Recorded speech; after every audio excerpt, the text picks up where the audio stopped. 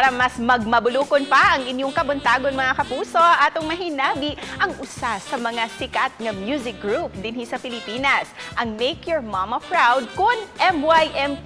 Diin atong mahinabi ang ilahang vocalist nga si Carmela Ravanela ug ang guitarist nila nga si Chin Alcantara.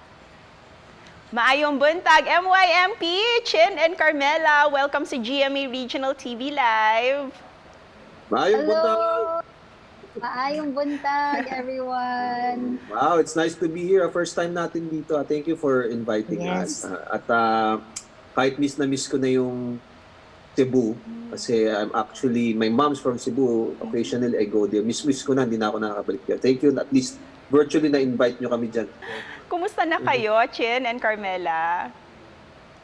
Umela, Ito, okay naman.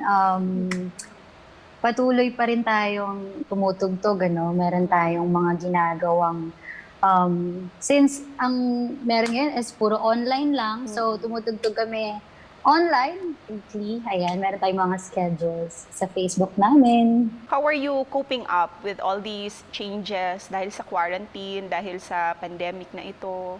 Actually, mahirap kasi unang-una yun yung work namin eh, no? So, parang in essence, nawalan din kami talaga ng work eh. Wala kaming work. Marami kaming mga musicians na nawalan ng work kasi yun yung work, ginagawa talaga namin. Nag-play live, mga concerts, events. So, paano ba mag-cope? Wala namang choice eh. So, kailangan naming maging active. Kaya namin ginagawa yung pagla-live streaming. This time naman, let's go back in time nung wala pang live streaming at hindi pa ganito ang social media scene. Can you take us back when MYMP started as a group? Why did you name the group MYMP? Diba?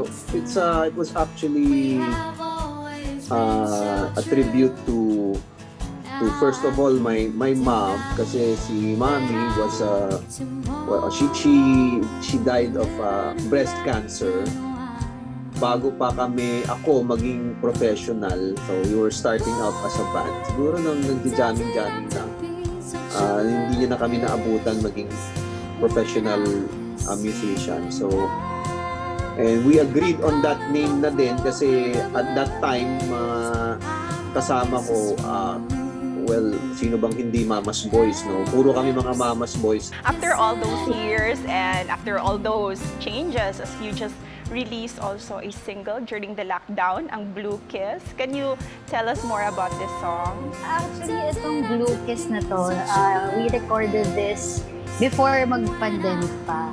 Tapos natapos namin to during quarantine. And yan, with the help of our label, na-release namin. And ang dami na rin na pagdaanan.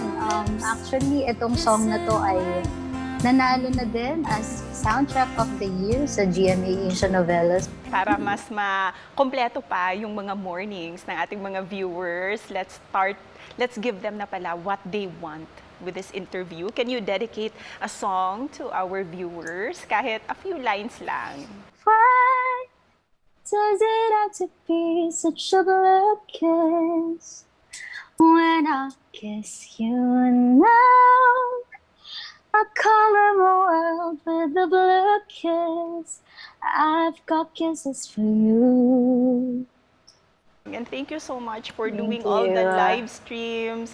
And before we end our interview, ano yung mensahe nyo para sa mga fans nyo, lalo-lalo na dito sa Cebu at sa buong Visayas?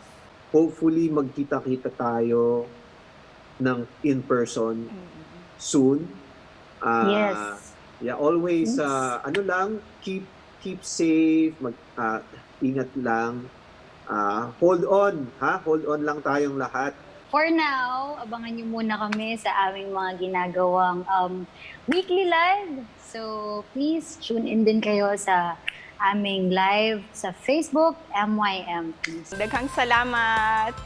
Daghang salamat. Thank you! Thank you! See you soon! See you soon! We can't wait. We look forward. Thank you! Thank you!